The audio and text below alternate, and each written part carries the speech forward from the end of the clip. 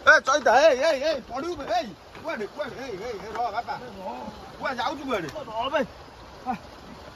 अब कुआ जाउछु कुआडे अब जाउछु पुओ को आनी उधर छुट्टी हो गला स्कूल तू तो एठी मांटाई जाउछु से बकेट ना उछुआ को केमिति नै के आधेर आसिउ ता बरम जाउनु सेपटे बुलेई कि नै आसिउ आ से केते समय एते आधा घंटा एवला छुआटा बसु एकुडिया स्कूल रे अरे सेपट पटे जाई नै आई था तू एठी तू तो निजे बंची परिबु ना रे तू जाउछु बुलेई कि आनिया को छुआडे बेकरिया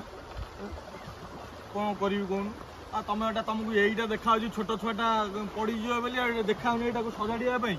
आबे सजाड़िया कौन आज की स्वाधीनता 75 वर्ष पर भी आम लोकंर चिंताधारा चेंज होनी समस्त पैसा पछरे गोड़ौन आती गले बोधे लोक आराम से चलिकी जापर ता देहरे भी आमर माने एठिकार लोक छाड़िया जगह जुगुती नाराज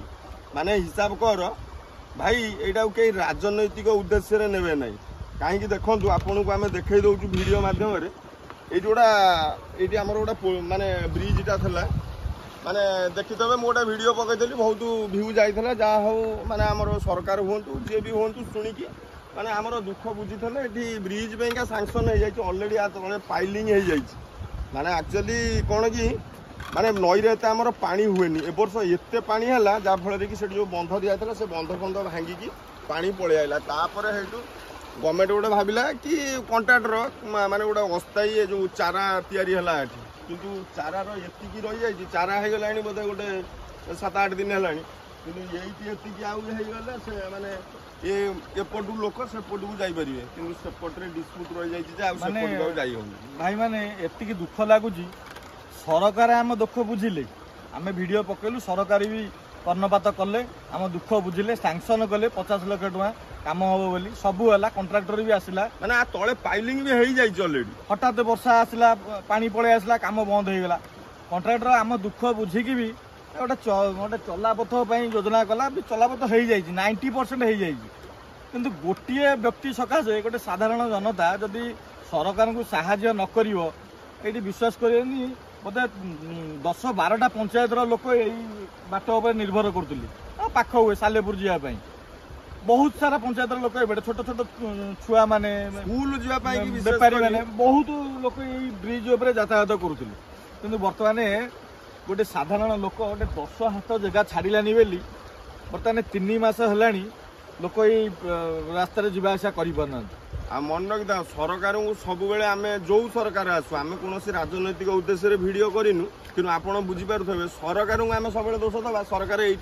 सरकार किसी करें निजर सहयोग सहानुभूति न रहा लोकर कि पर्सनाल जनक जगह आउटा भी सुंदर कथा देखे आप भावुवे आम बड़ बड़ कथा कहू ये देखो जो माने यही से जो छोट ब्रिज जाके आमर पूरा गोटे माने गुंठे भाया जगह ये 2 एकर जगह आमर कि बिना स्वार्थ बड़ापा बापा हरिका जगह आमर छाड़ दे भी ए जगार पट्टा पास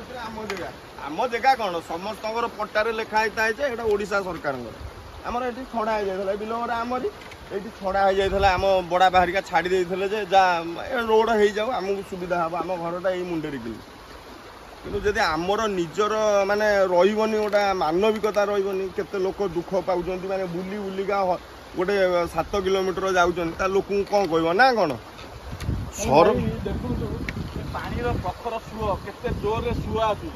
माने आमको आम एत बड़ बड़ पिला है कि आमको जावाक भी डर लगुच कौ हिसाब से एड़ी केड़ी कुनी कुनी पुआ जो प्रथम द्वितीय तृतीय जो छुआ मैंने पढ़ुंट सप्तम श्रेणी जाके अच्छी से पटे स्कूलटा माने 10th माने कॉलेज भी एपटे सालेपुर कॉलेज पाख हाई स्कूल पाख सब माने पिला बुली बुली माने चिंता करंतु ए छोटिया छोटिया कुनी कुनी छुआ माने केमिति रास्ता दे जिबे एठी पोल मु सेठी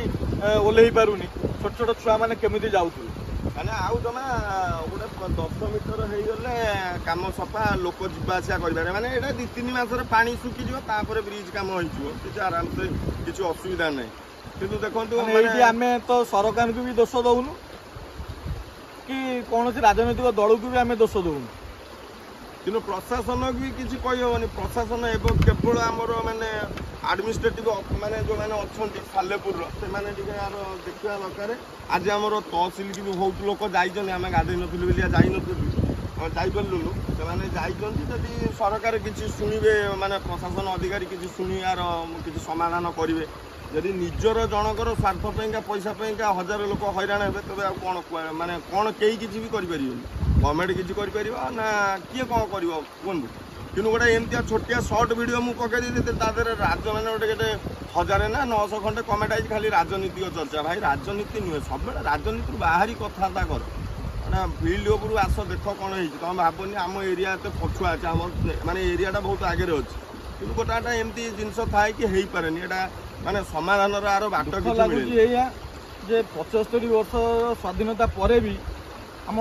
ଲୋକଙ୍କର ମାନସିକତାରେ କୌଣସି ପରିବର୍ତ୍ତନ ଆସି ଟିକେ ବି ନାହିଁ, ସେଇଟା ଦୁଃଖ ଲାଗୁଛି। ମାନେ ମଣିଷ ଅଛି କିନ୍ତୁ ତାର ମାନବିକତା ମରିଯାଇଛି। ହଉ ଆଉ ଏମିତି ଯୋଉଠି ଭାଇ ଏମିତିଆ ଜିନିଷ ଦେଖୁଛ ନା ଟିକେ ସାହାଯ୍ୟ କର। ଆମେ ସାହାଯ୍ୟ କରିବୁ କ'ଣ, ମାନେ ଆମେ ନାଚାର କିଛି କରି ହିଁ ପାରିବୁନି। ଖାଲି ମୋତେ ଏତିକି ଦୁଃଖ ଲାଗେ ଏ ଭିଡ଼ିଓଟା ମୁଁ ଫାଷ୍ଟ କରିଥିଲି ଆଉ ଭଲ ରେସ୍ପନ୍ସ ମାନେ ଭାଇମାନେ ସବୁ ଦେଖିଦେଲେ, ବହୁତ ସେୟାର ହେରିକା ହେଇଥିଲା। କିନ୍ତୁ ବହୁତ ନ୍ୟୁଜ୍ ବାଲା କରିଥିଲେ ତାଙ୍କର ଏତେ ଭ୍ୟୁ ଯାଇନଥିଲା, ମୋର ବହୁତ ଭ୍ୟୁ ଯାଇଥିଲା। ଯେତେବେଳେ ବ୍ରିଜ୍ଟା ପୁରା ମାନେ ଦଦରିଆ ହେଇଯାଇଥିଲା, କାରଣ 25-30 ବର୍ଷର ବ୍ରିଜ୍ଟା ଦଦରିଆ ହେଇଗଲା, ଭାଙ୍ଗିଗଲା, ଭଙ୍ଗା ହେଇକି ଆଉ ଥରେ ନୂଆ ହେଲା, ମାନେ ପାଇଲିଂ ବି ହେଇଯାଇଛି ଅଲରେଡ଼ି।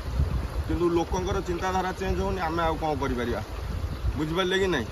ସବୁବେଳେ ରାଜନୀତିରୁ ଦୂରେଇକି ଆମର ମାନେ କହିବାର ଉଦ୍ଦେଶ୍ୟ କୌଣସି ରାଜନୈତିକ ଦଳରୁ ସବୁବେଳେ ବାହାରେ ରହିକି କଥାବାର୍ତ୍ତା କର। ସେ କମେଣ୍ଟ ଗୁଡ଼ା ଦେଖି ମୋତେ ଭାରି ଦୁଃଖ ଲାଗିଲା। ମାନେ ଲୋକ କିଛି ବୁଝୁନାହାନ୍ତି, ମୁଁ କହିଛି କ'ଣ ସେ ତାର ସୋଦା ପକା ତାଙ୍କ ଭିତରେ ଚାଲିଛନ୍ତି। ହଉ ଭାଇ, ଆପଣଙ୍କ ସୁଚିନ୍ତିତ ମତାମତ ଅପେକ୍ଷାରେ ଆମେ ରହିଲୁ। ଆର ସମାଧାନର ବାଟ ଆପଣମାନେ ନିଶ୍ଚିନ୍ତ ଭାବରେ କୁହନ୍ତୁ। ରହିଲୁ, ଜୟ ଜଗନ୍ନାଥ।